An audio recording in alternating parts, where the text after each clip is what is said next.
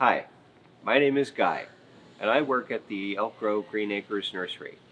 We're here today to talk about drip irrigation and how you can water your landscape more efficiently, because drip irrigation puts water exactly where you need it and doesn't waste water the way a spray system might. So we're going to talk about various parts of the drip system. Number one, perhaps most important, are the emitters.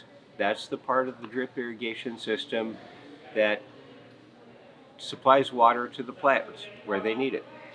Your standard emitters, generally fairly small plastic parts, 1 gallon emitters, 1 gallon per hour, 2 gallon per hour, 4 gallon per hour.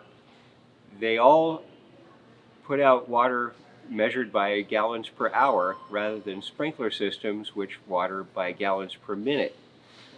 They come in various gallons per hour, usually typically 1 gallon per hour, 2 gallon per hour, and 4 gallon per hour. Keep in mind that a small plant may just be satisfied with a 1 gallon per hour emitter, but if you have larger plants like trees or larger shrubs, you'll need to give that larger plant more water. And so whereas a 1 gallon plant might just need a 1 gallon emitter, you might need to use 2 or even 4 gallon per hour emitters on a tree.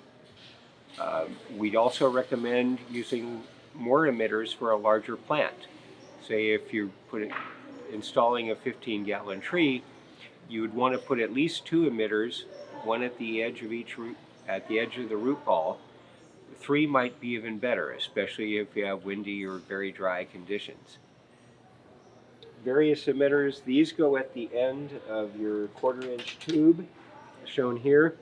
They just plug right into the end of the tube, like that. And they're very easy to install, and they're great for plants that you don't need to worry about too much. And as long as they're near the root ball, they're going to be great. Some other applications though, like if you have large areas of small plants, you may want to consider using a bubbler type emitter. This emits water in a small umbrella shaped pattern and is great for ground covers or small annuals, perennials, wherever you have small plants grouped together closely. They just plug in from the side. One advantage of the stake is it keeps that emitter where it's supposed to be. It won't get kicked around or knocked around by a dog or a cat or squirrel. That keeps it in place and helps hold it into the ground.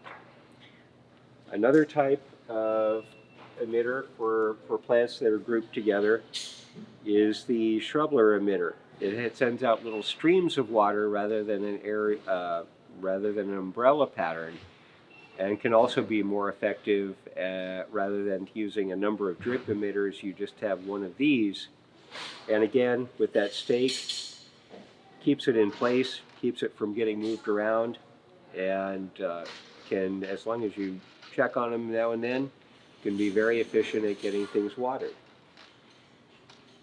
You can also use drip irrigation for plants in pots. If you have plants in containers and want to use drip emitters for it, this one goes down into the side of the pot, inside the pot, and it sprays out a little fan-shaped spray of water.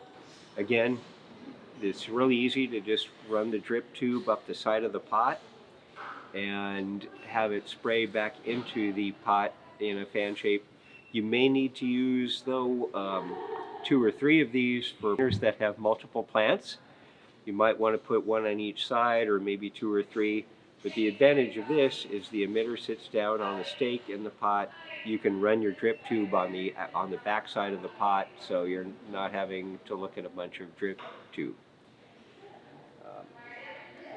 So basically, drip irrigation is a more efficient way to water your plants effectively. If you have questions, please come in and see one of our irrigation experts at all the Green Acres stores. We'd love to see you, and we'll help you out when you get here.